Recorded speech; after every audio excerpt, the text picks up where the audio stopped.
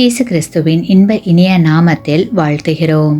இன்றைய வேத வசனம்: ஒருவன் என்னில் நிலைத்திராவிட்டால் வெளியே எரியுண்ட குடியைப் போல அவன் எரியுண்டு உலர்ந்து போவான்.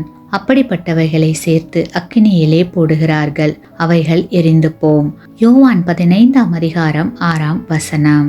Today's Bible verse: If anyone does not abide in me, he is cast out as a branch and is withered, and they gather them and throw them into the fire, and they are burned. John chapter 15 verse 6. அவசரமாக சில நண்பர்களுக்கு கைபேசியின் வாயிலாக தொடர்பு கொள்ள முயலும் போது கிடைக்கும் பதில் என்னவென்றால், நீங்கள் தொடர்பு கொள்ள நினைக்கும் வாடிக்கையாளர் தொடர்பு எல்லைக்கு அப்பால் இருக்கிறார், ஆகையால் தற்சமயம் நீங்கள் அவருடன் தொடர்பு கொள்ள இயலாது என்பதாகும். அந்த பதில் ஏமாற்றத்தையும் எரிச்சலையும் தரும்.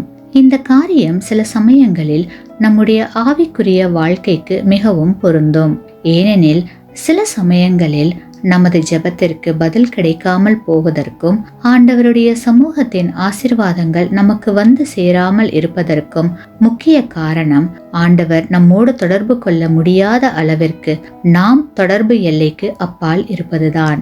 சிலர் தேவ ஆசீர்வாதங்களையும் வல்லமைகளையும் ஆற்றல்களையும் பெற்றிருப்பதற்கு காரணம் அவர்கள் ஆண்டவரோடு நெருங்கிய தொடர்பு கொண்டிருப்பதுதான். கிறிஸ்துவுக்குள் பிரியமானவர்களே, நீங்கள் இங்கே தொடர்பு எல்லைக்கு உள்ளேயா அல்லது தொடர்பு எல்லைக்கு வெளியேயா? சிந்தியுங்கள். ஆமேன். நீங்கள் பெற்ற இந்த ஆசீர்வாதத்தை மற்றவர்களோடு பகிர்ந்து கொள்ளுங்கள்.